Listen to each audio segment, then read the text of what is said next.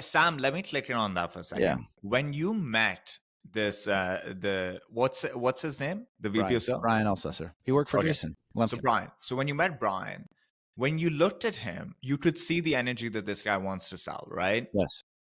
That is a rare thing to see. Most of the time, when the VPs of sales are applying to sales jobs, it's because they wanted to be a VP of sales. They're no longer a VP of sales. They're trying to apply for those jobs. They're not getting them. And so they've now compromised to this AE role. They're like, oh, yeah, I'll go be an AE for a while.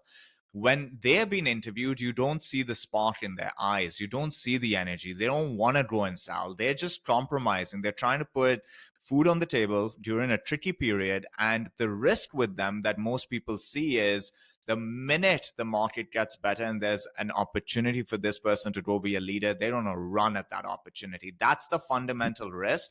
And so Brian's are out there. They really are. But I think they are rare. And you can immediately see it in them when you meet them that this person loves closing business. It's in their eyes. And I think founders have to qualify for that thing. Am I talking to this version of a VP of sales looking to sell? Or am I talking to a person who is just compromising? And the minute they can go do what they actually want to do, they'll go do that thing.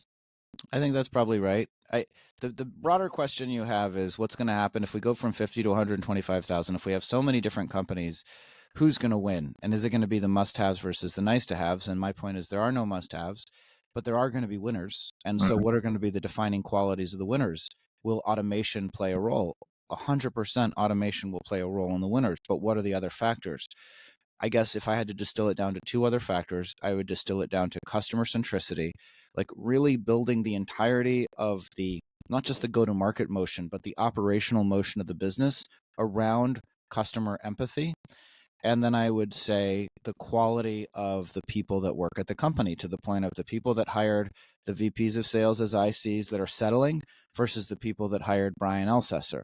And I think if you have, and those incredibly high quality people, again, to the point of the whole conversation we've had about employee engagement effectively, coupled with deep customer centricity and empathy, coupled with a category, whether you call it nice to have or must have, just has enough customers that you can execute your game plan against, those are the companies that are going to win. There will be automation. There will be some human connection. I don't know exactly what the measurement is, but I think that the defining quality is the people that are deeply listening to their customers with a group of employees and teammates that actually care about the customer and are not just punching the clock and saying, why the heck did you just Slack me at 7 p.m.? I told you that I'm not available anytime past 6:59.